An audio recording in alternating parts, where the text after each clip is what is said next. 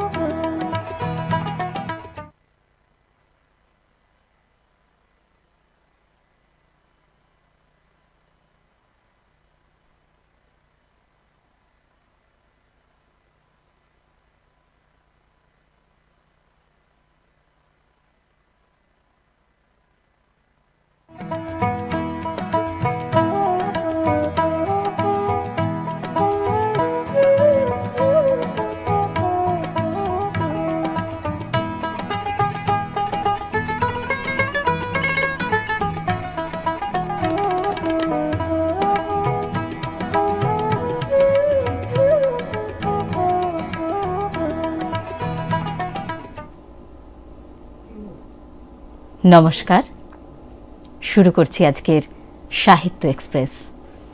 সাহিত্য এক্সপ্রেসে আজ সঙ্গে আছি সুচিরা। আর আগেই আপনারা জানেন যে আমাদের আজকের আলোচনার বিষয় হচ্ছে সাহিত্যে নারী।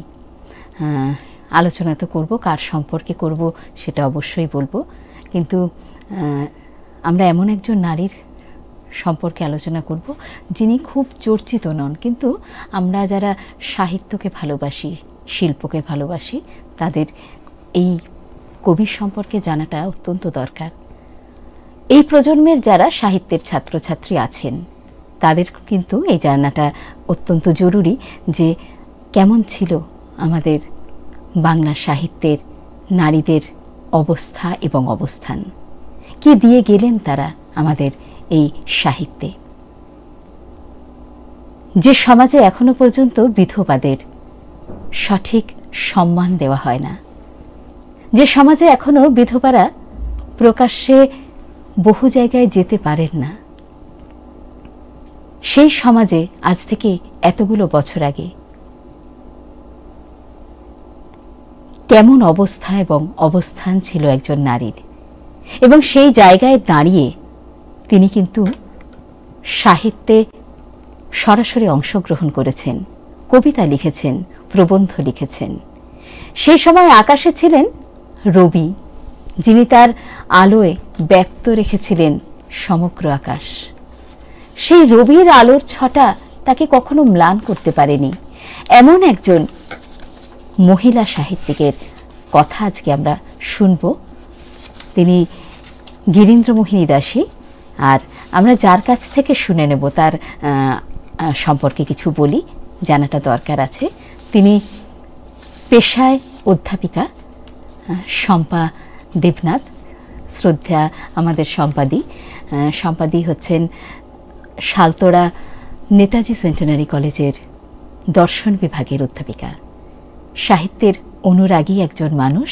এছাড়াও একটি গুণ সম্পাদির আছে, সেটা না হয় অনুষ্ঠানের শেষেই বলবো, কিন্তু সম্পাদির কাছে আজকে আমাদের মুখ্য যে বিষয়টি, গিরীন্দ্রমোহিনী দাসী কেমন ছিল তার বেড়ে ওঠা জন্মকথা, জীবন কথা, দিদি যদি বলেন।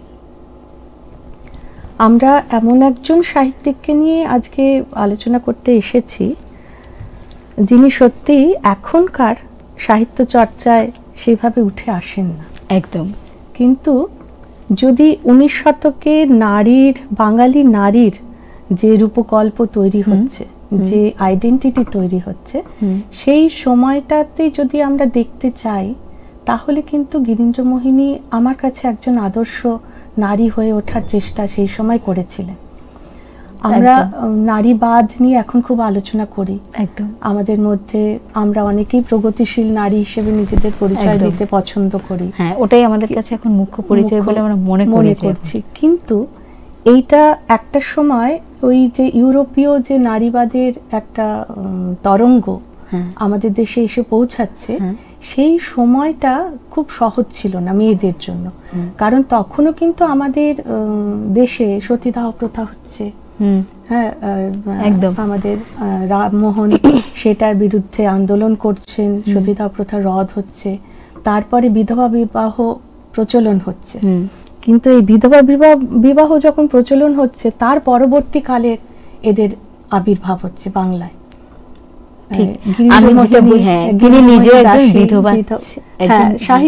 সাহিত্য জগতে ওনার ওই মানে পতি বিয়োগের পরের অবস্থা থেকে ওনাকে আমরা বিখ্যাত হিসেবে পেয়েছি। কিন্তু তার এই অবস্থাটা, মানে তার এই পরিচিতিটা বা তাকে স্বাবলম্বী করে তোলার পেছনে তার স্বামীর কিন্তু অনেকখানি অকুণ্ঠ অবদান আছে, যেটা সেই জায়গায় আর কি উনি ভীষণই ভাগ্যবতী। এইটা কেন হলো, মানে একদম প্রথম দিকটায় যদি তাকাই তাহলে দেখতে পাবো সেই সময় সমাজ সংস্কার হচ্ছে, তারপরে 15 বছরে বিবাহ, মানে যাতে বাল্য বিবাহ রদ করা যায় সেই রকম আইন আনার চেষ্টা চলছে। এই পরিস্থিতিতে মেয়েদেরকে পড়াশোনা শেখানোটা খুব প্রয়োজন বলে মনে করছেন সমাজ সংস্কারের কারকেরা, কিন্তু পড়াশোনা করতে মেয়েরা বাইরে যেতে পারছে না। আমরা জানি রবীন্দ্রনাথের বাড়িতে দ্বারকানাথের ছেলে দেবেন্দ্রনাথ, তিনি খুব প্রগতিশীল মনস্ক মানুষ ছিলেন, এবং তাদের বাড়ি থেকেই বলা যায় যে সংস্কারের ব্যাপারটা শুরু হয়েছিল। নবজাগরণের সূচনা ওখান থেকেই যেন তাদের হাত ধরেই যেন, কেন সেই সময় সেই বাড়িতে বহু সংখ্যক জ্ঞানীগুণী ব্যক্তির আনাগোনা ছিল, যে আলোগুলো আমরা যাকে এলিট সোসাইটি, সেটা যেন কেন্দ্রীভূত হয়েছিল ওই জায়গাটাতে, সেই ব্রাহ্মদের হাত ধরে। তো সেইখানে যে উনি যখন ছেলে মেয়েদেরকে বাইরে পড়তে পাঠাচ্ছেন, একটা বিশেষ পালকিতে করে তাদের যাওয়ার ব্যবস্থা বা ঘোড়ার গাড়িতে যাওয়ার ব্যবস্থা হচ্ছে, তার পেছনে দাঁড়িয়ে লোকেরা ছড়া কাটছে, তাদের স্কুলে যাওয়া নিয়ে বিরূপ মন্তব্য করছে, এরকম পুরো স্রোতের বিরুদ্ধে এরকম সময় কিছু সচেতন মানুষ তারা চাইছেন বাড়ির মেয়েরা পড়াশোনা শিখুক।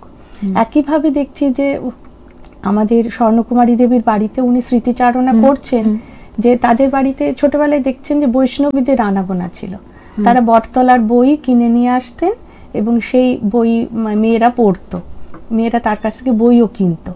এইভাবে তাদের কাছ থেকে রামায়ণ মহাভারত, মানে এটাও একটা আমাদের কাছে শিক্ষা যে বৈষ্ণবীরা বই নিয়ে আসছেন, তারা আলোকে বই নিয়ে পড়তে জানতেন, তারা লেখাপড়া জানতেন। কিন্তু এইভাবে তাদের বাড়িতে আস্তে আস্তে মেয়েদের মধ্যে লেখাপড়ার প্রচলনটা ছিল, উনি দেখেছেন সেটা।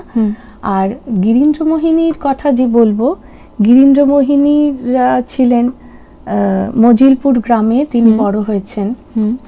1858 সালে তার জন্ম, 18ই আগস্ট। এবং ওই সময় থেকে উনি বাড়িতে, তার বাবা হারানচন্দ্র, তিনি তার মেয়েকে পড়াশোনা শেখাবার জন্য বাড়ির ভেতরে স্কুল করেছেন। মানে আলো তো বাবাই নিয়ে আসছেন। এই যে বাড়ির মধ্যে তিনি স্কুল, মানে যেটা আমরা দেখেছি আরেকজন মদন মোহন তর্কালঙ্কারের ক্ষেত্রে, যে ওনারা তিনি আরেক আলো, দুই মেয়ে, সেই সময় ওনারা, এদের সময় তারা বেশ বড় হয়ে গেছেন আর কি, যখন গিরীন্দ্রমোহিনী সাহিত্য জগতে আসছেন। তো সেখানে বাবা তাকে পড়াতেন, পড়ার জন্য প্রাইজ দেওয়া হতো, এবং ভালো ফল করলে প্রাইজ, মানে যেভাবে একটা বাচ্চাকে উৎসাহিত, বিশেষ করে মেয়ে বলে তাকে উৎসাহিত করা, এবং বাড়িতে বিজ্ঞানের পড়াশোনা, জ্যোতিষ শেখানো, সংস্কৃত শেখানো, অঙ্ক শেখানো, এগুলো শুরু হয়েছিল। মানে আধুনিকতার ছোঁয়া আসতে শুরু করেছে। তো সেই অবস্থায় তিনি বড় হচ্ছেন, এবং বাবা তাকে ইংরেজি কবিতা পড়ে শোনাচ্ছেন। সেই ইংরেজি কবিতা, বাবার পেশা সম্পর্কে ওটা ঠিক জানি না, যাই হোক, নালে এত আলো আসছে কোথা থেকে, এটা তিনি নিজে, মানে ওরা সম্ভ্রান্ত পরিবারের, মানে জমিদার পরিবারেরই মানুষ ছিলেন আর কি, যার জন্য তাদের মধ্যে এই জ্ঞানের আলোটা বা ইচ্ছাটা প্রবল ভাবে ছিল। মেয়েকে তারা ওইভাবে বড় করছেন। আমি দেখি হারানচন্দ্র তার মিত্র, কেমন হারানচন্দ্র মিত্র পানিহাটিতে তাদের গ্রামে আদি বাসিন্দা ছিলেন, পরে তারা বাসা বদল করে শিমুলিয়াতে চলে আসছে। মানে ওনারা যখন শিমুলিয়াতে, সেই সময় কিন্তু বিবেকানন্দ আরেকজন শিমুলিয়াতে আছেন, মানে এই সময়টা একটা খুব সুন্দর একটা সময়, মানে এত আলো চতুর্দিকে। কিন্তু তখনও কেউ জানে না যে ভবিষ্যতে কারা কে হয়ে উঠবে। এই যে শুরুটা হচ্ছে, কিন্তু মানে শেষ পর্যন্ত তারা শিমুলিয়াতে থাকেননি, ওরা চলে এসেছিলেন মজিলপুরে। সেইখানেই, ওটা মজিলপুর ছিল আসলে গিরীন্দ্রমোহিনীর মামার বাড়ি, সেইখানেই উনি বড় হচ্ছেন, সেখানেই পড়াশোনা শিখছেন, সেখানেই চর্চা বাড়ছে, চর্চা। আর এই মায়ের কাছ থেকে উনি শিল্প, যে তখনকার দিনে হাতের কাজ করাটা তো সব বাড়িতে সব মেয়েরাই এটা প্রয়োজনেরও একটা অঙ্গ ছিল, দৈনন্দিন প্রয়োজনের। তার সাথে সাথে উনি শিখেছিলেন মাটির পুতুল গড়া, ছবি আঁকতেও পারতেন খুব সুন্দর। তো এই যে একটা সম্পূর্ণভাবে সমস্ত গুণ দিয়ে তাকে গড়ে তোলা হচ্ছে। কিন্তু তখন একটা ভয় ছিল যে শিক্ষার আলো যদি মেয়েদের মধ্যে আসে তাহলে হয়তো তাদের মধ্যে উশৃঙ্খলতা চলে আসবে, তারা আর ঘরের ভেতর থাকতে চাইবে না, বাইরে বেরোতে চাইবে। এই জায়গাটা থেকে কিন্তু আমরা এখনো খুব বেরোতে পারি না, যে শিক্ষার আলো যদি বেশি স্পর্শ করে যায় নারীকে তাহলে সে হয়তো উশৃঙ্খল হয়ে পড়বে, কিন্তু সেটা ঘটে না, অনেক অধিকাংশ ক্ষেত্রেই ঘটে না। কিন্তু এখন যেটা হয়ে গেছে না, আজকে গিরীন্দ্রমোহিনী আলোচনার প্রাসঙ্গিকতা এখানেই যে আজকাল যেটা হয়ে গেছে, আমরা স্বাধীনতা আর উশৃঙ্খলতাকে এক করে ফেলেছি। কিন্তু এই জায়গাটা ভীষণভাবে এরা ধরেছিলেন যে স্বাধীনতা মানে স্ব-অধীনতা, একদম আমাকে নিজেই নিজের শাসক হতে হবে। স্বাধীনতা মানে লাগাম ছাড়া হয়ে যাওয়া, শালীনতার মাত্রাকে অতিক্রম করা নয়। শালীনতা কাকে বলবো, এটাও একটা ব্যাপার। এবার আগে তখনকার দিনে যারা সমাজপতি তারা যেই আউটলাইনটা করে দিচ্ছেন সেটাকে শালীনতা বলবো না, সেটাকে একটু আলগা দেওয়া যায়, এইটা নিয়েও কিন্তু প্রবল দ্বন্দ্ব ছিল সেই সময় মেয়েরা লিখছেন এইটার উপরেই লিখছেন। বর্তমান সমাজে স্বাধীনতা বলতে, নারী স্বাধীনতা বলতে আমরা অনেক সময় সভ্যতা ভব্যতা সেই মাত্রাটাকে অতিক্রম করাকে আমরা মনে করি স্বেচ্ছাচারিতা মানে হচ্ছে স্বাধীনতা, এটাই স্বাধীন জীবনযাপন। সেইটা তো আসলে নয়। একটা এমনকি একটা সময় মানে গিরীন্দ্রমোহিনীর পরবর্তীকালেও আমরা দেখব যে মানুষের মধ্যে যে পরিবর্তন আসছে, এরা চেয়েছিলেন সাবেকিয়ানা, তার সাথে নারীর যত সমস্ত গুণাবলী আছে সেটা থাকবে এবং সে নারী স্ব-অধীন হবে, মানে তার মধ্যে বিচার বোধ থাকবে, ভালো মন্দর বিচার শক্তি যেটা, সেই জিনিসটা যেন থাকে। এবং তারা বিদেশি সাহিত্য, দেশীয় সাহিত্য, সমস্ত সাহিত্য চর্চা, শিল্প, মানে সারস্বত, যেটা বলছিলেন যে ওনার বাবা ওনাকে ইংরেজি কবিতা পড়ে শোনাতেন। তো এই যে জায়গাগুলো তৈরি হচ্ছে, বাড়িতেই প্রথম তৈরিটা শুরুটা যদি সেখানে হয় তাহলে এগিয়ে যাওয়াটা অনেকটা। উনি বিবাহিত জীবনে অক্রুর দত্তের বাড়িতে বউ হয়ে আসছেন। তো সেখানে নরেশচন্দ্রের সঙ্গে তার বিয়ে হচ্ছে 11 বছর বয়সে। তো সেখানে এসে তিনি যেটা পেলেন, একটা সাহিত্যিক পরিবারে তার বিয়ে হলো, মানে যারা সাহিত্য চর্চা করছেন, সাহিত্যের পৃষ্ঠপোষকতা করছেন, এরকম একটা পরিবারে তার বিয়ে হয়ে তিনি আসছেন। কিন্তু আসার পরে দেখছেন যে স্ত্রী শিক্ষা কিন্তু সেখানেও খুব সহজ হচ্ছে না। সেখানে একমাত্র তার স্বামী স্ত্রী শিক্ষার পক্ষে ছিলেন, আর এই যে গোবিন্দলাল দত্ত যার কথা বলছি, তিনি কিন্তু সেই অর্থে নারী শিক্ষার সপক্ষে ছিলেন না। এবং গিরীন্দ্রমোহিনী একটা জায়গায় বলছেন যে তিনি ছিলেন নারী শিক্ষা মানে বিরুদ্ধে, মানে সেনাপতি তাকে বলা যায়, মানে এমন তার ওটার বিরুদ্ধে তার মতামত ছিল। যখন তার জোরালো মতামত পড়ছি, আমরা তো আসলে প্রয়োজনেই আমরা সবসময় সাহিত্যকে, আমরা এখন আর কেউ সাহিত্যে ধারাবাহিকভাবে সাহিত্যের রস আস্বাদনের জন্য সেটাকে, তো যখন আমাদের কোনো কিছু প্রয়োজন হয় তখন আমরা সেটা নিয়ে চর্চা আরম্ভ করি। তো যখন এই গিরীন্দ্রমোহিনী দেবীর কবিতাগুলো পড়ছি, দেখছি যে আমাদের দৈনন্দিন জীবনে ঘটে যাওয়া ঘটনাগুলো, ছোটখাটো বিষয়গুলো যেগুলো আমাদের কিন্তু ঘটে সব সময়, আমাদের মনকে নাড়া দেয়, কিন্তু আমাদের লিখতে আমরা পারি না বা সেটাকে গুছিয়ে তুলে রাখতেও পারি না, যেটা আমরা ভবিষ্যতে কাজে লাগাবো বলে। কিন্তু এইটাই ওনার বোধহয় সহজ প্রবণতা, যেটা বলছি যে গিরীন্দ্রমোহিনী মানে স্বভাব শিল্পী, মানে শিল্পবোধ, ছোট জীবনে প্রত্যেকটা ছোট ছোট পড়া টানা পড়েন সবকিছু এত সুন্দরভাবে এত যত্ন করে লিখেছেন। দিদি যদি একটু দুই একটা কবিতার মাধ্যমে আমাদের একটু বলে শোনান। মানে আবারও বলছি যে আমরা অনেকেই তো এই বিষয়টা সম্পর্কে জানি না, আপনার কাছে জানার জন্য আপনি যদি পড়েন। যে তার এই যে সহজ এবং স্বাভাবিক জীবনের ছবি, মানে গৃহস্থ জীবনের কবিও তাকে অনেক সময় বলা হচ্ছে। আরেকটা কথা বলে নি যে গিরীন্দ্রমোহিনীর প্রভাব সাহিত্য জগতে এতটাই ছিল যে তাকে বলা হচ্ছে বাংলা সাহিত্যের প্রথম মহিলা গীতিকবি। হ্যাঁ, এই বিষয়টাও মানে তিনি তার আগেও অনেকে লিখেছেন কবিতা, সফল নন, কিন্তু মানে তিনি কেন প্রথম, মানে আমার মনে হয় তিনি প্রথম সার্থক গীতিকবি, কারণ তার গীতিকবিতায় শুধুমাত্র প্রেম বা বিরহ প্রাধান্য পায়নি, তার সঙ্গে নারী জীবনের সমস্ত গুণাবলী এবং সেগুলো কিন্তু প্রাধান্য পেয়েছে, সেগুলো এসেছে। মানে কেমন মেয়েদের কেমন হওয়া উচিত, তাদের এখনকার অবস্থান কি, তাকে কিভাবে সচেতন করে তোলা যায়, সেই সমস্ত কিছু কিন্তু তার কবিতার মধ্যে, মানে তার কবিতা মানে একদিকে যেমন সমাজের চিত্র, তেমনি দৈনন্দিন জীবনের নানা ওঠা পড়া টানা পড়ে গৃহকোণের থেকে একদম গৃহকোণকে অতিক্রম করে বিশ্বের বিস্তারিত মানে বিস্তৃত হয়ে যাওয়ার যেন মানে অনায়াস একটা চলন ওনার কলমে ছিল। সেই সময়ের একজন নারী, তিনি তার নিজের কাব্যগ্রন্থ প্রকাশ করেছেন, কিন্তু তার আগেও সবকিছু ছাপিয়ে যায় তিনি একজন সম্পাদিকা। দিদি একটু যদি বলেন। ওইটাই যে বিয়ে হয়ে এলো যে জায়গাটা ছিলাম, যে তখন ওনার স্বামী একমাত্র স্ত্রী শিক্ষার পক্ষপাতী ছিলেন এবং ওই বাড়ির রক্ষণশীলতার মধ্যেও তিনি কিন্তু তার স্ত্রীকে ইংরেজি শেখাতে শুরু করেন এবং উৎসাহ দেওয়ার জন্য অরু দত্ত তখন বিদেশে ওনারা থাকছেন, ওনারা ইংরেজিতে কবিতা লিখছেন, তাদের কবিতাগুলো ওনাকে পড়ে পড়ে শোনাতেন, মানে যে একজন নারী পারছেন তুমিও পারবে। এমনকি স্বর্ণকুমারী দেবী যখন ভারতীর সম্পাদিকার দায়িত্ব নিচ্ছেন, তখনও ওই নরেশচন্দ্রই কিন্তু এসে সেই সংবাদ গিরীন্দ্রমোহিনীকে দিচ্ছেন যে দেখো একজন মহিলা সম্পাদিকা হয়েছে, তুমি তো পারলে না। মানে এখানে যেন একটা প্রচ্ছন্ন ইঙ্গিত ছিল যে তুমি চেষ্টা করলে তুমি একবার চেষ্টা পারো, মানে তোমার ওই পর্যন্ত তোমাকে আমি এগিয়ে দেওয়ার সুযোগ করে, যেটা বর্তমান দিনেও পুরুষ কিন্তু থাকে না, সেভাবে পাওয়া যায় পাশে থাকেন না। হ্যাঁ বলুন। তো সেই রকম ভাবে একটা সময় নরেশচন্দ্র মারা যাওয়ার বেশ অনেক বছর পরেই উনি সম্পাদনাতে আসছেন। সম্পাদনার জীবন ওনার খুব কম, জাহ্নবী পত্রিকার সম্পাদনা করেছিলেন 1314 থেকে 16, এই দুটো বছর আর কি। কিন্তু যেই সময় উনি জাহ্নবী পত্রিকার সম্পাদনা হাতে নিয়েছেন, সেই সময় আবার দেশ উত্তাল, তখন ওই রাখি বন্ধন, দেশ বিভাগ, ওই সময়টা স্বদেশী আন্দোলনটা শুরু হচ্ছে। সেই সময় ওনার কবিতাগুলো কিন্তু দায়িত্ব নিচ্ছেন এইভাবে যে এটা একটা গুরু দায়িত্ব, কারণ এমন একটা মাধ্যমের উনি দায়িত্বে আছেন যেটার মাধ্যমে সমাজকে সচেতন করা এবং প্রেরণা দেওয়া।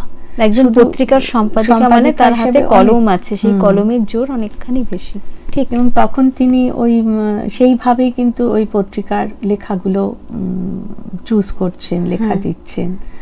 আর মানে শুধুমাত্র সাহিত্য নয়, সাহিত্য আসে মেধা থেকে, মেধা ভিত্তিক সাহিত্য, মানে মেধাটাকে নিয়ে যে কোনটা সময় উপযোগী, কোনটা আমাকে করতে হবে। এটা মূলত ছিল কিন্তু কতগুলো মানে কল্পনা, অলিক কল্পনাতে উনি বিশ্বাসী ছিলেন না। উনি কল্পনা হচ্ছেন জীবনকে রসসিক্ত করে তোলা, জীবনকে আরো সরস করে তোলা, সরল করে তোলা, এবং জীবনের সমস্ত যা ঈশ্বর প্রদত্ত আমাদের যা কিছু গুণাবলী আছে সমস্ত দিয়ে কিন্তু উনি জগৎকে গ্রহণ করেছেন। লেখাগুলোর মধ্যে অদ্ভুত এক ছোট ছোট জিনিস কিন্তু কোথাও খুব গুরুত্বপূর্ণ এবং ছুঁয়ে যাওয়া, যে এই যে একটা মানে পড়তে পড়তে মনে হচ্ছে এটা তো আমরা জানি, হ্যাঁ, কিন্তু এমন ভাবে তো স্পর্শ করেনি, এটাকে যে লেখা যায় বা এটাকে নিয়ে যে এতটা দেওয়া যায়, হ্যাঁ, এটাকে গুরুত্ব দেওয়া যায়, সেটা কেউ ভাবেনি। দিদি যদি তুই একটা কবিতা পড়েন, যে গ্রাম্য ছবি কবিতা লিখছেন তিনি। মাটিতে নিকানো ঘর, দাওয়াগুলি মনোহর, সমুখেতে মাটির উঠান, খোড়ো চালখানি ছাঁটা, লতিয়ে করলা লতা, মাচা বেয়ে করেছে উত্থান। মাচা বেয়ে করেছে উত্থান। পিঁজারায় বস্ত্র বাঁধা, বউ কথা কহে কথা, বিড়ালটি শুইয়া দাওয়াতে, মঞ্চে তুলসীর চারা, গৃহে শিলা করি ঝাড়া, খোকা শুয়ে দড়ির দোলনাতে। সবই কিন্তু আশেপাশের ছবি, একটা অলস দুপুরের একটা সুন্দর ছবি আঁকছেন। আচ্ছা, কানে দুল দুল দুল, গাছ ভরা পাকা কুল, ধীরে ধীরে পাড়ে দুটি বনে, ছোট হাতে জোর করে শাখাটি নোয়ায়ে ধরে, কাঁটা ফুটে হাত লয় টেনে। ছোট হাতে, কচি হাতে মানে কাঁটা কচি ফুটে কচি হাত, গেছে, হ্যাঁ, যে মানে হাতটা- ছোট মানুষ কোনো গাছটা ধরে টেনে কুল পারছে। কি অদ্ভুত ছবি, মানে এটা নিয়েও যে কবিতাতে সুন্দর করে এমন লেখা সুন্দরভাবে লেখা যায়, এই একদম তাই। ভাবনাটা কারণ কি, সবচেয়ে- মানে তখনকার দিনে না মেয়েদের মধ্যে মুখে মুখে ছড়া কাটা, হ্যাঁ, এটা একটা বিশেষ গুণ, এখন আমরা একটা কিন্তু খুব পারি ছিল না। একটা। তো ছড়ার যে ছন্দটা, সেই ছন্দ ধরাটা কিন্তু, হ্যাঁ, এবং তখন কিন্তু এটা একটা সুন্দর একটা অভ্যাসের মধ্যে ছিল। এবং মেয়েরা এটা কথা, এই যে করতো। দুজন কথা মানে কথা বলতো, তারাও কিন্তু ছন্দে ছন্দে ছন্দে কথা কথা বলতো। হ্যাঁ, সেই এখানে ছড়া কিন্তু সেই কেটে কেটে। যে একটা হ্যাঁ। সেই যে একটা মাধুর্য, এটাও কিন্তু জীবনে তখন তো অনেক অভাব ছিল, এবং অনেক ব্যাপারগুলো আমরা অসুবিধা ছিল। যতটা সহজে বলছি, এই ছড়া কেটে কথা বলা ব্যাপারটা অত সহজ নয়। তখন কিন্তু দেখো শিল নোড়ায় বাটনা বেটে খাবার খাওয়া, মশলা কোটা, উঠোন নেকানো, একটা মেয়ের বাড়িতে অনেক অসংখ্য কাজ থাকতো। তার জিনিসপত্র কাচা, ধোয়া, বাসন মাজা সবই তো একটা মহিলাকে করতে হতো বাড়িতে। কিন্তু সেই কঠিন অবস্থাটা সরস হয়ে যাচ্ছে। এই যে উনি যে ছবিগুলো দেখাচ্ছেন না, এটা তো আমি মন খারাপ করে উদাসীন হয়ে বসে থাকতে পারি, ওগুলো আমাকে নাড়া দিচ্ছে না, কিন্তু এগুলোও যে জীবনের একটা অঙ্গ, সেটা যে আমাদের নাড়া দিতে পারে, তার যে কোথায় সৌন্দর্যটা খুঁজে পাওয়া। কত এই তো শীতকাল, এখন আমরা এই ছবি আমরা হামেশাই দেখতে পাবো, ছোট ছোট বাচ্চারা কুল গাছ ধরে টেনে কুলটা পারছে, কিন্তু সে তাকে যে কবিতাতে এবং সেটাই যে একটা হ্যাঁ এভাবে স্থান দেওয়া যায়, এবং সেটা যে আমাদের কাছে একটা ভবিষ্যৎ প্রজন্মের কাছে আমাদের যে এভাবে আমরা ভাবতে ভুলে গেছি, এগুলো ভুলে গেছি। ওই জন্যই আজকে মনে হচ্ছে এটা খুব প্রাসঙ্গিক। দিদি, আজকে আপনাকে পেয়ে আমরা মানে এইরকম একটা বিষয় নিয়ে যে আমরা জানতে পারবো, শ্রোতা বন্ধুরা জানতে পারবে, দর্শক বলার আছে, অনেক কিছু। হ্যাঁ, বলুন দিদি। এই যে আবার আরেকটা সময় লিখছেন, জ্যোৎস্নার সন্ধ্যার গার্হস্থ্য ছবি, ফুটফুটে যোচনায় ধবধবে আঙিনায় একখানি মাদুর পাতিয়ে, ছেলেটি শুয়ায়ে কাছে জননী শুইয়া আছে, গৃহ কাজে অবসর। এটা কিন্তু পাঠ্য বইয়ে থাকে, আমাদের স্কুল পাঠ্য বইয়ে। এই যে জ্যোৎস্না তো আমরা ভুলেই গেছি, যে একটা চাঁদের আলো যে উঠোনটা কত ধপধপ করতে পারে, আজকাল তো এইটা আমরা দেখতেই পাবো না। আর এই ছোট ছোট জিনিসগুলো এখন আর আমরা দেখতে, আমাদের এত বড় বড় জিনিস দেখতে হয় যে আমরা ছোট ছোট জিনিসগুলোর মধ্যে সৌন্দর্য খুঁজতে পাই না, খুঁজে নিতে পারি না। আরেকটা দেখো, মা নাই ঘরেতে যার, ছেলে কোলে নাই যার, যত কিছু সব তার মিছে, চাঁদে চাঁদে হাসাহাসি, চাঁদে চাঁদে মেশামেশি, স্বর্গে মর্তে প্রভেদ কি আছে। চাঁদে চাঁদে হাসাহাসি, চাঁদে চাঁদে মানে দুই চাঁদ, মা সন্তান। আবার এদিকে ওই চাঁদ, স্বর্গ আর মর্তের তফাৎ কি আছে।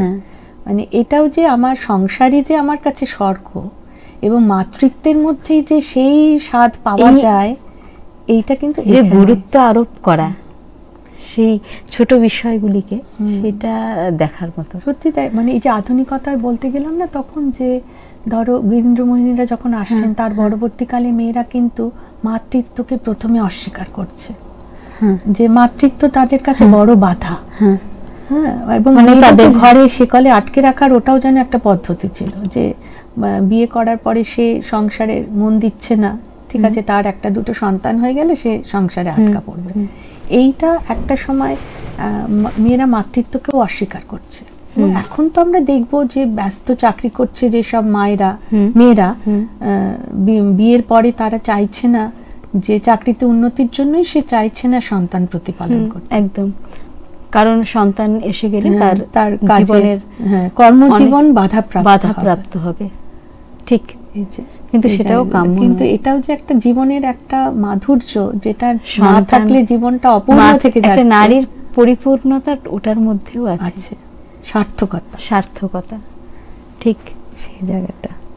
দিদি, আমরা সম্পাদিকা গিরীন্দ্রমোহিনীর কথা শুনলাম, আমরা এবার চলে আসবো আরো একটি বিশেষ দিকে। তিনি কিন্তু গদ্য সাহিত্যেও সমহিমায় ছিলেন। ঠিক আছে, এবং তিনি প্রবন্ধ রচনা করেছেন। দিদি সেই বিষয়ে কি কিছু বলবেন? এই ওনার কবিতা যেমন সহজ, প্রবন্ধ তেমনি সহজ আর খুব বর্ণ মানে বৈচিত্র্যময়।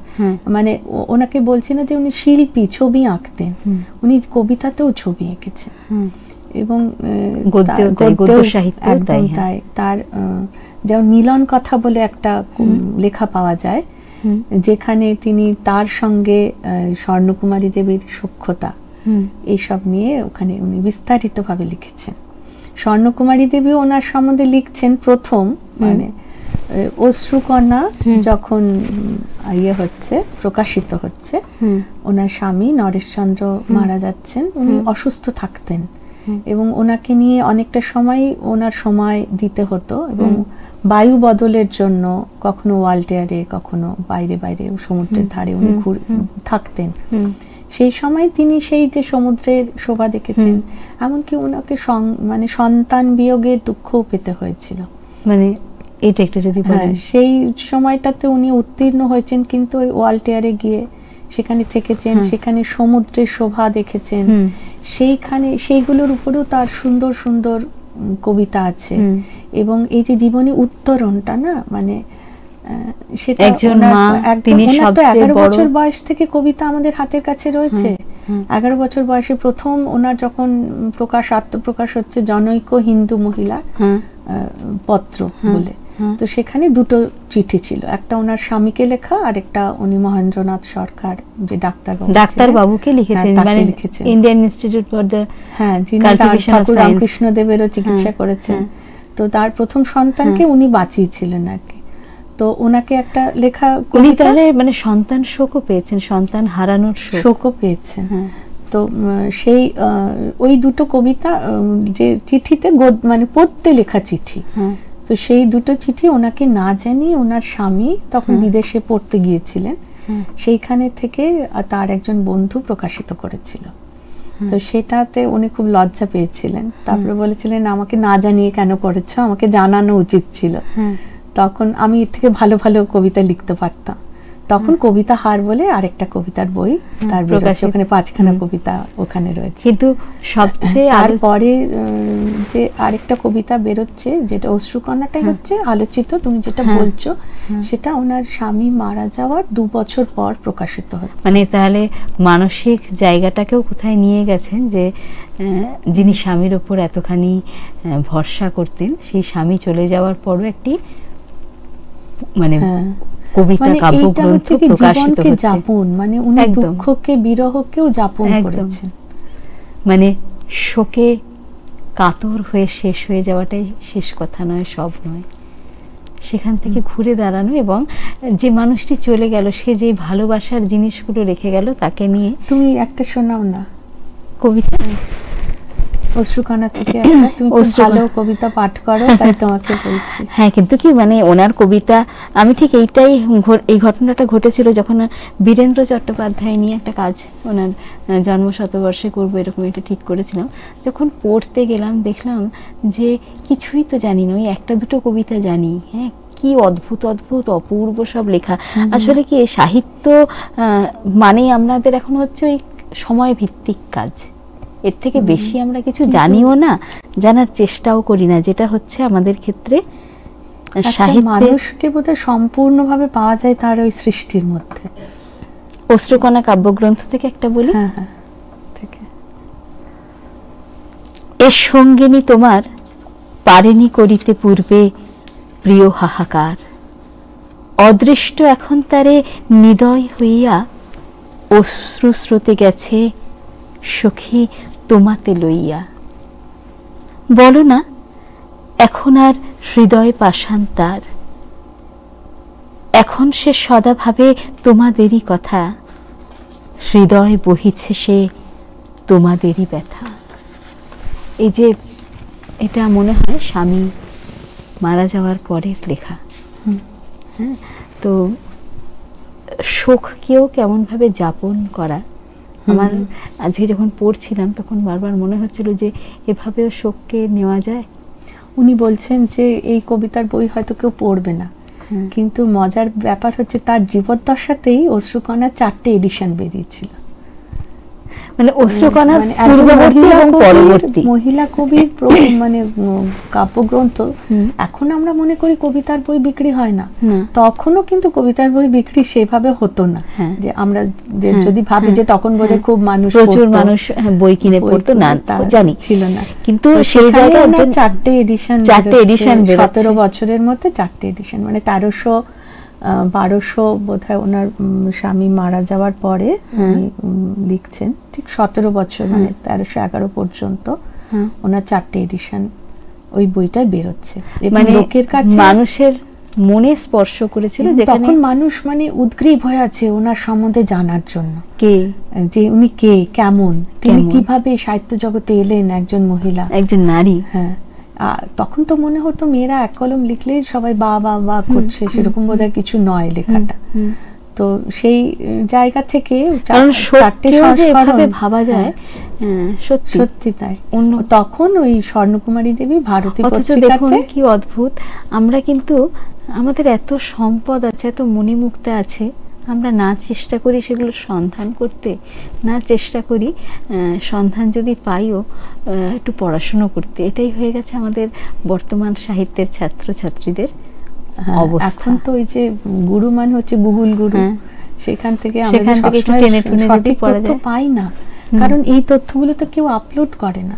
এই তথ্যগুলো যদি সেইভাবে আপলোড করা হতো তাহলে হয়তো ছেলে মেয়েদের সবাই যে এগুলো পড়তে চায় না তা তো নয়, কিন্তু অনেকেই আছে উৎসাহী, তার জন্য সাহিত্যের ছাত্রী হতে হবে, ছাত্রছাত্রী হতে হবে, সাহিত্যের অনুরাগী যে কোনো মানুষ পড়তে পারে। কাউকে মানে উৎসাহী হয়ে এগুলোকে আপলোড করতে হবে, সেই তা যদি করা হয়, বা এগুলো নিয়ে যারা আমরা চর্চা করেছি তারা যদি সচেষ্ট হন এগুলো, তাহলে কিন্তু আজকালকার ছেলেমেয়েরা পড়ে, আমি জানি ওরা মোবাইলে পড়াশোনা করে, মানে ইন্টারনেটে পড়ে, ইবুক গুলো পড়ে। হ্যাঁ, অন্তত ইন্টারনেটেও যদি সঠিকটা দেওয়া যায়, বা নিশ্চয়ই মানুষ বদলে গেছে তা তো নয়, এক শ্রেণীর ছেলে মেয়ে আছে এখনো তারা পড়াশোনা করে, পড়াশোনা ভালো, সেটা আমরাও বিভিন্ন কাজ করতে গিয়ে দেখছি। যে আমরা ভাবছি যে যখন কবিতা নিয়ে কাজ করি ভাবি যে এটা ইয়াং জেনারেশন নেবে, এইটিকে এই ভাবনাটা মনের ভেতর আসে, তারপরে দেখছি না, নতুন প্রজন্ম দিব্যি নিচ্ছে, তাদের সামনে দিতে হবে। তো আমার সবসময় এটাই একটা দুঃখ হয় যে আমরা খালি গেল করি, কিন্তু ওদের সামনে আমরা কি এনে দিতে পেরেছি, আমরা কি দিতে পারছি, কতটা দিতে পারছি, সেটাও তো আমাদের একটা দায়িত্বের মধ্যে পড়ে, যে আমাদেরও উচিত ওদের হাতে এগুলো তুলে দেওয়া। আমি যদি ভালো জিনিসটা না দিতে পারি, তাহলে তো আমাকেই ভবিষ্যতে যখন রব না আমি মর্তকায়, তখন তারা স্মরণ করবে কেন? আমি যদি দিয়ে যেতে পারি তবে স্মরণটা থাকবে।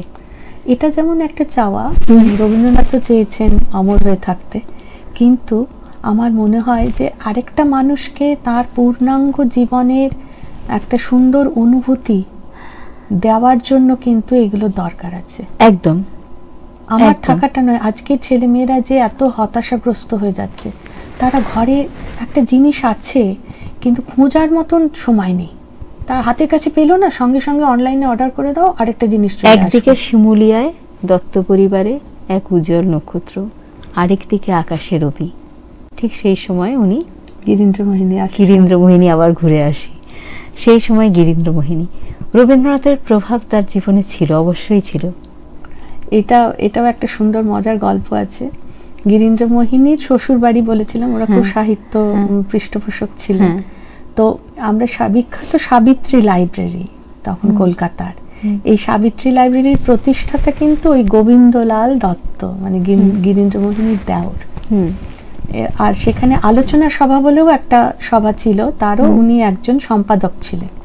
এবং সমস্ত বঙ্কিমচন্দ্র থেকে আরম্ভ করে তখনকার সমস্ত সাহিত্য জগতের নক্ষত্রদের আনাগোনা আলাপ আলোচনা ওইখানে হতো, রবীন্দ্রনাথও আসতেন। তো সেইখানে একদিন এই যিনি এত বিরোধী ছিলেন স্ত্রী শিক্ষার, সেই গোবিন্দ দত্ত, যিনি রবীন্দ্রনাথের হাতে গিরীন্দ্রমোহিনীর একটা কবিতা দিয়ে বলছেন যে এটা তুমি ভারতীতে ছাপাও। সেই কথা স্বর্ণকুমারী স্মৃতিচারণ করছেন যে একদিন শ্রীমান রবীন্দ্রনাথ আসিয়া বলিলেন এরকম করে যে এই অক্রুর দত্ত বাড়ির একজন অন্তঃপুরিকার লেখাটি বেশ ভালোই, তুমি তোমার বইতে ছাপতে পারো। মানে আরেক নারীর, মানে এক নারী সাহিত্যিক বা কবি, তার সঙ্গে আরেকজনের মেলবন্ধন হচ্ছে, এই মাঝে সূত্র কিন্তু রবীন্দ্রনাথ। আবার পরে যখন মানে তাহলে ঘুরে ফিরে এই ব্যাপারটাই এসে যাচ্ছে যে আমাদের সকল কাজেই তিনি আছেন। গিরীন্দ্রমোহিনী যখন আবার সম্পাদনা করছেন তখন তার পত্রিকার জন্য লেখা চাইছেন রবীন্দ্রনাথের কাছে, রবীন্দ্রনাথ সেখানে একটা ছোট কবিতা দিচ্ছেন, সেটা ছাপা হচ্ছে। মানে সেটাও তো বড় প্রাপ্তি, মানে সেই জায়গাটায় পৌঁছতে পেরেছেন যার জন্য রবীন্দ্রনাথ লেখা দিচ্ছেন। আর মানে স্বর্ণকুমারীর সঙ্গে আর সখ্যতার কোনো গল্প? সখ্যতা মানে ওনারা মিলনসই ছিলেন। স্বর্ণকুমারী দেবীর একটা সখী সমিতি ছিল, যেখানে তিনি সম্ভ্রান্ত পরিবারের মহিলাদের সঙ্গে তার সখ্য ছিল। তাদেরকে নিয়ে সামাজিক মানে সমাজ উন্নয়নের অনেক কাজ তিনি করতেন। মেলা, বিভিন্ন নাটক করা, সেই মেলাতে গ্রামের মেয়েদের হাতের কাজ বিক্রি করা, এই সব দিকটা ওদের স্বর্ণকুমারীর আমরা অতটা জানি না। না, এগুলো আমরা কিছুই জানি না, এগুলো জানাটা খুব দরকার। সেইখানে তো উনি যেমন নিজে একা সম্পাদিকা হয়েছিলেন তা নয়, সাধারণত এই সাহিত্য জগতেও তো একটা ঈর্ষার ব্যাপার থাকে একদম। কিন্তু স্বর্ণকুমারী এতটাই মানে সাহিত্যে উৎসর্গীকৃত প্রাণ ছিলেন যে বিশেষ করে আর মেয়েদের উন্নতির জন্য, যে তিনি সমস্ত যারা দুকলমও লিখতে পেরেছেন তাদেরকে উৎসাহ দিয়েছেন, বাড়িতে ডেকে এনেছেন, সাহিত্য আলোচনা হয়েছে, তাদের লেখা তিনি ছেপেছেন। তো সেরকম ভাবে যখন এই গিরীন্দ্রমোহিনী লেখা ওনার কাছে আসছে এবং দেখছেন যে এনার লেখার মধ্যে একটা অন্যরকম একটা কিছু আছে যেটা ওনাকে টেনেছে এবং উনি ওনার সঙ্গে যোগাযোগ করতে চাইছেন। আর এদিকে ওনার স্বামীর কাছ থেকে গিরীন্দ্রমোহিনী কিন্তু স্বর্ণকুমারীর কথা শুনছেন। তারপরে এই অক্রূর দত্ত, গোবিন্দ দত্তের মাধ্যমেই ওদের সখ্যতা শুরু হলো এবং সখ্যতা হতে হতে ওনার মধ্যে যে একটা রক্ষণশীলতা ছিল সেটাও আস্তে আস্তে কাটতে শুরু করছে, কারণ উনি বিধবা অবস্থাতেও বাইরে আসছেন এবং ওদের আলোচনা সবাই যুক্ত হচ্ছেন। সেখানে যেমন স্বর্ণকুমারী দেবী আছেন, জ্ঞানদানন্দিনী দেবী আছেন, শরৎকুমারী দেবী আছেন, গিরীন্দ্রমোহিনী আরেকজন নারী যিনি নারী প্রগতির বিরাট একটা, প্রথম তো উনি বালক পত্রিকা সম্পাদনা করছেন, তারপরে তো স্বর্ণকুমারী আসছেন ভারতীতে। তো এই রকম একটা জ্ঞানদানন্দিনীর অবদানও কিন্তু প্রচুর বাংলা আমাদের মেয়েদের উন্নতির ক্ষেত্রে কিন্তু সেভাবে ঠাকুর বাড়ির পড়াশোনা, তাদের সাজ পোশাক থেকে আরেকটা কথা যেটা হচ্ছিল আমাদের এই অনুষ্ঠানের আগেই, যে বৈষ্ণবীরা আসতেন, সেই প্রসঙ্গটা যদি একটু বলেন, কেন এই জিনিসগুলো জানাটা আমাদের দরকার। তারা কি সেটা বলতে হলে সেটা একটা অন্য জায়গা। আমাদের মুসলিম আগ্রাসনের পর আজকে তাহলে গিরীন্দ্রমোহিনী বাদ পড়ে যাবে, সেই এত বিষয় গিরীন্দ্রমোহিনী বাদ পড়ে যাবে। ওদিকটা একটা আমাদের মধ্যযুগের যে বাংলা সাহিত্য, সেখানেও কিন্তু প্রচুর মেয়েদের লেখা আছে, প্রচুর লেখা আছে এবং তারা এক একজন প্রতিবাদী চরিত্র। রামায়ণে সীতার বনবাসের জন্য সে প্রতিবাদ করছে যে রাম কেন এটা করছেন, মানে এরকম প্রতিবাদও উঠে এসছে। এগুলো তখনকার দিনে তো ভাবা যেত না। সেই যে তৎকালীন নারী যে বাইরের আলো খুব একটা দেখছেন না, কিন্তু মনের ভিতরে কি করে বৈষ্ণবীদের কিন্তু এতটা রক্ষণশীলতা ছিল না, ওরা বাইরে বেরোতেন। হ্যাঁ, এটা সেই কারণেই তাদেরই একমাত্র অন্তঃপুরে আসার অনুমতি ছিল। তারা বই পড়তেন তৎকালীন দিনে, আপনি বলছিলেন, এবং বই অন্যদেরও দিতেন পড়ার জন্য, মানে শাস্ত্র জ্ঞানের আলোকে রামায়ণ মহাভারত পুরাণের বিভিন্ন কথা, ভাগবত পুরাণ, এই পুরাণ বা রামায়ণ মহাভারতের মধ্যেও তো চরম পড়াশোনা, চরম মেধার খেলা আছে। ভগিনী নিবেদিতা বলছিলেন না যে তুমি অশিক্ষিত, কে বলেছে? তুমি ইউরোপিয়ানদের ভাষা জানো না বলে তুমি অশিক্ষিত, কিন্তু তুমি যে রামায়ণ মহাভারত জানো, গীতা জানো, সেই তো। তাহলে গীতা আমাদের যা শিক্ষা দেয়, তুমি তো অশিক্ষিত নও না। এরকম করে কিন্তু আমরা আমাদেরকে বলতে পারি। আমরা আবার প্রসঙ্গে ফিরে আসি গিরীন্দ্রমোহিনী দেবীকে।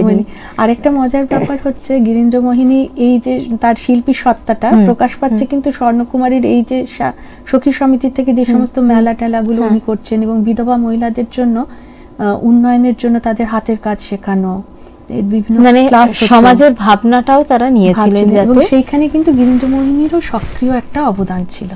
তাদের হাতের কাজ শেখানো, নারীকে কি করে এগিয়ে নিয়ে যাওয়া, যেটা আমরা এখন ভাবি না, নিজেদের মহিলা এবং যারা বিধবা মহিলা তারা যাতে স্বাবলম্বী হতে পারে, এটার জন্য উনি চেষ্টা করছেন। আর এখানেই কিন্তু গিরীন্দ্রমোহিনীর হাতে গড়া মাটির পুতুল, এবং সেখানে একটা গ্রামের চিত্র, উনি ঘর, লোক, ছেলে মেয়ে, বাজার সমস্ত হাতে মাটি দিয়ে বানিয়েছে, মানে মডেল তৈরি করেছেন, মডেল গ্রাম বা এরকম কিছু একটা। সেটা কিন্তু প্রথম পুরস্কার পেয়েছিল, এবং সেটা ওই মেলাতে। আর সেটাতে ওনার সঙ্গে ওনার মাও ছিলেন, ভুবন মোহিনী দেবী, গিরীন্দ্র মোহিনী দেবী। মানে এটাও দেখার যে তখনকার দিনে এইগুলো, এই যে কাজগুলো, সেই কাজগুলোর স্বীকৃতি স্বরূপ পুরস্কার দেওয়া হচ্ছে। এবং মহিলারা নাটক করছে, মায়ার খেলা রবীন্দ্রনাথ লিখছেন সখী সমিতিতে অভিনীত হবে বলে, এবং সেখানে কয়েকজন দেখতে এসে বলছেন যে মেয়েরা আবার ছেলে সেজে অভিনয় করছে, এটা কি ঠিক হচ্ছে, মানে এরকম। মানে সত্তাটা যদি কখনো প্রতিবাদী সত্তা বা পুরুষের কোনো গুণাবলী তার মধ্যে প্রকট হয়ে যায়, তাহলে সমাজের অন্যদিকে ক্ষতিগ্রস্ত হতে পারে। সেইগুলো একটা আশঙ্কা কাজ করেছে, কিন্তু বলছি খুব আমরা ওটা ভীষণ উপভোগ করেছিলাম যে মেয়েরাই নাটক করছে, মেয়েরাই শ্রোতা দর্শক। ইতিহাসকে না জানলে আমরা বর্তমানকে কিছুতেই বিশ্লেষণ করতে পারবো না। এমনকি জানো তো, মানে শেক্সপিয়ারের রচনাবলী পড়া হচ্ছে ঠাকুর বাড়িতে, এবং তখন সুতো দিয়ে তার প্রতিকৃতি বানাচ্ছেন গিরীন্দ্রমোহিনী, এবং সেটা বানিয়ে জ্ঞানদা নন্দিনীকে উপহার দিয়েছিল। মানে এটাও একটা আলোচনার বিষয় যে সমমেধা, সম গুণাবলী সম্পন্ন নারীরা একত্রিত হয়েছেন, মানে কোনো ভালো কাজ করার জন্য, যেটা এখনকার দিনে সেটাও একটা বিরল ঘটনা। সত্যি তাই। এই যে ব্যাপারটা, বিষয়টা যে খুব কঠিন নয়, আমরা যে চাইলে অনেক কিছু করতে পারি, এইটাই কিন্তু আমাদের সমাজের একটা মানে প্রতিবন্ধকতা, যে আমরা মেয়েদেরকে দুর্বল বলে সবসময় তাকে দুর্বল করে তুলি। একটা ছেলে বা একটা মেয়ে যখন জন্মাচ্ছে, সে কিন্তু নিজেকে দুর্বল ভাবছে না, আবার একটি ছেলেও কিন্তু নিজেকে সবল ভাবছে না, তাকে আমরা গড়ে তুলছি, মানসিকভাবে গড়ে তুলছি। এটা আমাদের সমাজের কিছু চাপিয়ে দেওয়া জিনিস, সেগুলো আমি দর্শন পড়াই তো, দর্শনে যেমন জেন্ডার ব্যাপারটা, ওটা সামাজিক ভাবে দেওয়া। আমি তো আমার লিঙ্গ নিয়ে জন্মাচ্ছি, কিন্তু আমার মধ্যে কিছু জিনিস সমাজ আরোপিত করে দিচ্ছে, এবং সেই আরোপটা সবসময় ভালো হচ্ছে কিনা সেটা আমরা বিচার করি না। অনেক সময় ওই যে গড্ডলিকা প্রবাহের মধ্যে দিয়ে আমরা চলতে ভালোবাসি, কারণ নিজেকে আমরা সেফ ফিল করি ওইটার মধ্যে দিয়ে। তো সেই জায়গাটা যদি একটু ভাঙতে পারি, তাহলে আমার তো মনে হয় আমার সিদ্ধান্ত নেওয়ার অধিকার যদি আমার মধ্যে চলে আসে, তাহলে আমি একজন নারী অত্যন্ত সাহসী এবং তা অত্যন্ত শক্তিশালী। তার মধ্যে মা দুর্গার মানে রূপ যেন তখন মানে স্পষ্ট হয়ে ফুটে উঠতে পারে। একদম। মানে আরেকটা জিনিস যেটা খুব আমাদের ভাবার বিষয়, সেটা হচ্ছে নারীরা কিন্তু একে অপরের হাত ধরে এগিয়ে যাচ্ছেন, বা একে অপরের পাশে দাঁড়িয়ে এগিয়ে যাচ্ছেন, যেটা এখন আমরা মানুষের পাশে দাঁড়াতে পারি না, বা সেই জায়গাটা দিতে অস্বীকার করি। গিরীন্দ্রমোহিনী কার কাছে যাচ্ছেন না, স্বর্ণকুমারীর কাছে লেখা যাচ্ছে গিরীন্দ্রমোহিনীর, সেই লেখা তিনি ছাপছেন, এবং দুজন দুজনকে দুটো কাব্যগ্রন্থ উপহার দিচ্ছেন, পারস্পরিক মানে উৎসর্গ করছেন। গিরীন্দ্রমোহিনী তার কাব্যগ্রন্থ উৎসর্গ করছেন স্বর্ণকুমারীকে, স্বর্ণকুমারীও তার কাব্যগ্রন্থ গিরীন্দ্রমোহিনীকে উৎসর্গ করছেন। এই যে আমরা কিন্তু পাঠ্য বই গিরীন্দ্রমোহিনীর কবিতা পড়েছি, কিন্তু সেটা নিয়ে আমরা ভাবিনি যে আর কি আছে, জানার দরকার আছে কিনা। আমরা সাহিত্যের ছাত্রছাত্রীরাও এটা নিয়ে প্রয়োজন বোধ করি না, কিন্তু যদি এই পড়াশোনাগুলো করতে পারি, তাহলে তো সমাজটাকেও জানা যাবে, যে সমাজের পরিবর্তনটা কেমন করে হলো। দিদি একটু বলুন না, যে সেই সময়ে যে মেয়েদের, আপনি যে এত সুন্দর করে বলছেন যে রবীন্দ্রনাথ ঠাকুরের পরিবারের মেয়েরাও সক্রিয়ভাবে নানা রকম অংশগ্রহণ করেছেন এই সব কাজগুলোতে, একটু বলুন না দিদি। অংশগ্রহণ তাদের পারিবারিক, তো যেমন এই স্বর্ণকুমারী দেবী শুরু করছেন এটা, তার বড় মেয়ে সেই বৃদ্ধাশ্রম পরবর্তীকালে হয়ে গেল সখী সমিতির এগুলো, সেখানে তিনি অনাথ আতুর যেসব মহিলারা এবং বিধবা, তাদেরকে রেখে পড়াশোনা শেখাবার ব্যবস্থা করছেন। এবং তাদের মানে স্বর্ণকুমারী দাসীর বড় মেয়ে, পরের প্রজন্মের ব্যাপার। উনি ওইটাকে মায়ের এটাকে ধরলেন, তারপরে তিনি সেই মেয়েদেরকে আবার টাকা মাইনে দেওয়া হতো যাতে তারা নিজের সংসারও চালাতে পারে, আবার আরেকটা মেয়েকে শিক্ষিত করে তুলতে পারে। মানে ভাবনাটাও কত বড়, এরকম ছিল। আর তার তো ছোট মেয়েকে তো সবাই আমরা জানি, সরলা দেবী। সরলা দেবী তখনকার দিনে যিনি ওই আখড়া খুলেছিলেন ছেলেদের জন্য। গড়ের মাঠে গোড়ারা আমাদের ছেলেদেরকে লাথি মেরেছিল ওই মাঠে, ওরা গেছে বলে। গড়ের মাঠ ওদের অধিকারে, ওরা ওখানে ঘোড়ায় চড়ে ঘুরে বেড়ায়।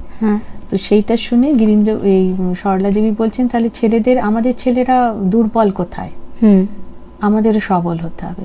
ওই লাঠি খেলা, মল্লযুদ্ধ করা, এটার জন্য তিনি আখড়া খুললেন এবং এত সুন্দর সুন্দর গান রচনা করেছেন। সেই গানগুলো গাওয়া হতো উদ্দীপিত করবার জন্য। স্বাধীনতা সংগ্রামে কত বলবো, মানে কংগ্রেসের উৎপত্তি হচ্ছে কিন্তু ঠাকুরবাড়ি থেকে। মানে এই পরিবারগুলো না থাকলে সাহিত্যের বিভিন্ন শাখাগুলোর সঙ্গে, শিল্পের বিভিন্ন শাখাগুলোর সঙ্গে, যেমন আমরা আমাদের সমাজ সংস্কার কাকে বলে সেটাও আমরা কিন্তু বুঝতে পারতাম না। এই যে নারীরাও এভাবে প্রগতিশীল, কথাটা আমরা সবসময় বলি প্রগতি, নারী প্রগতিটা ঠিক কি জিনিস তার শিক্ষাটা দিয়ে যাচ্ছেন কিন্তু ঠাকুরবাড়ির ইতিহাসে নারীদের যদি একটু প্রত্যেকটা নারীকে আলাদা করে বিশ্লেষণ করি। এবং গিরীন্দ্রমোহিনীও বলছেন, সময় অনেকটা শেষ, এখনো আমি জানি আপনার অনেক কিছু বলার আছে, আমাদেরও অনেক কিছু জানার আছে, কিন্তু শ্রোতা বন্ধুদের আগেই বলেছিলাম যে সম্পাদি খুব গুণী একজন মানুষ। সম্পাদি দর্শনের অধ্যাপিকা, যেমন সম্পাদি সাহিত্যের অনুরাগী একজন ব্যক্তি, এবং সম্পাদির কাছে আমরা গান শোনার জন্য হামেশাই আবদার করি। আর এরকম একটি মঞ্চ যেখানে পেয়েছি সেখানে সম্পাদিকে আমরা গান গাইতে বলবো না, তা কি হতে পারে? সম্পাদি, আজকের অনুষ্ঠান আমরা শেষ করব কিন্তু রবীন্দ্রনাথ ঠাকুরের গানে, এবং সে গান যদি এই যে গান আমরা অনেকদিন গান করা হয় না একদম, তাতেও গান না করা হলেও আমরা ভালোবাসার জন্য গান শুনবো। আপনি যদি একটা গান শোনান আমাদের। ঠাকুরবাড়ির কথা বলতে গেলে আমি আরো বিশ্বভারতীর ছাত্রী বলে ভীষণভাবে, সেটা ছাড়াও মায়ের কাছ থেকেও পাওয়া খানিকটা, এত ভেতরে ঢুকে গেছে সমস্ত কিছুতে রবীন্দ্রনাথ, যে আমরা দেখছি যে রবীন্দ্রনাথ কোথায় নেই। উপনিষদের মন্ত্র সেটাতেও সুর দিচ্ছেন ঠাকুর পরিবারের লোকেরা, বাংলা করছেন, বাংলা সুর দিচ্ছেন। তো সেরকম উপাসনার মধ্যে যে একটা, এদিকে যেমন প্রগতির কথা বলছেন, আবার ওদিকে কিন্তু শেকড়ের দিকে ফেরার কথাও বলছেন, তপবনের আদর্শকে তুলে ধরার চেষ্টা করছেন, সেই দিকে ফেরার কথা বলছেন বারবার রবীন্দ্রনাথ। তার শান্তিনিকেতনে ব্রহ্মচর্য আশ্রম তৈরি করার মূলেও কিন্তু সেই ভাবনা। কিন্তু গান তো সেখান থেকে ওই একটি মন্ত্র, দুটো লাইন আর কি, দেখি আমি করতে পারবো কিনা জানি না। আপনি যা করবেন তাতেই আমরা ধন্য। শ্রীমন্ত বিশ্বে অমৃতস্য পুত্রা আয়ুধমানি দিব্যানি তস্থু বেদাহমিতং পুরুষং মহান্तं আদিত্যবর্ণং তমসা পরস্তাৎ ত্বমেব বিদিত্বাতি মৃত্যু মেতি নান্যপন্থা বিদ্যতে আয়ানায় নান্যপন্থা বিদ্যতে আয়ানায় নান্যপন্থা বিদ্যতে আয়ানায়। কিভাবে ধন্যবাদ জানাবো? না, ধন্যবাদ জানাবো না এই কারণেই, কারণ আমাদের আরও বেশি আমরা পেতে চাইছি আপনার কাছ থেকে সম্পাদি। আর এই যে সাহিত্য এক্সপ্রেস, সেই সাহিত্য এক্সপ্রেসে আমরা প্রতিদিনই এরকম কিছু মানুষদের সঙ্গ পেতে চাইছি, যে মানুষরা আমাদের এই সাহিত্য ঠিক কি ছিল, আমাদের কোন জায়গায়, আমাদের ইতিহাসটা কেমন সেটা জানিয়ে দেবেন। বন্ধুরা যারা আমাদের টেলিভিশনের ওপার থেকে আমাদের অনুষ্ঠানটি শুনলেন এবং দেখলেন, তাদের বলি শুধুমাত্র গিরীন্দ্র মোহিনী নয়, আমরা আসবো আবার আরও এরকম অনেক মহিলা কবি, প্রবন্ধিক, গল্পকারীদের নিয়ে। শুধু সময়ের অপেক্ষা, এবং তার মাঝে অন্য আলোচনাও হবে। সকলে ভালো থাকুন, সুস্থ থাকুন এবং অপেক্ষায় থাকুন পরের সপ্তাহের সাহিত্যের এক্সপ্রেসের জন্য। আর সঙ্গে ছিলেন শম্পা দেবনাথ, অধ্যাপিকা, দর্শন বিভাগ, শালতোরা নেতাজি সেন্টেনারি কলেজ, এবং আমি সুচিরা। ভালো থাকুন সকলকে। আমিও আমার খুব আন্তরিক ধন্যবাদ জানাই আমাকে এখানে ডাকার জন্য।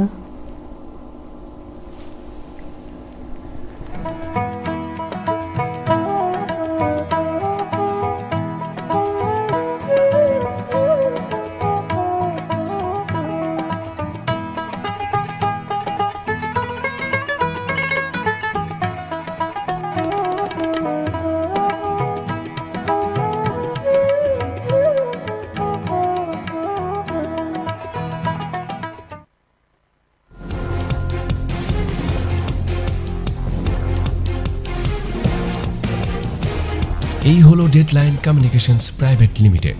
আপনারা দেখছেন এক্সপ্রেস নিউজ, খবর নেয়, খবর দেয়।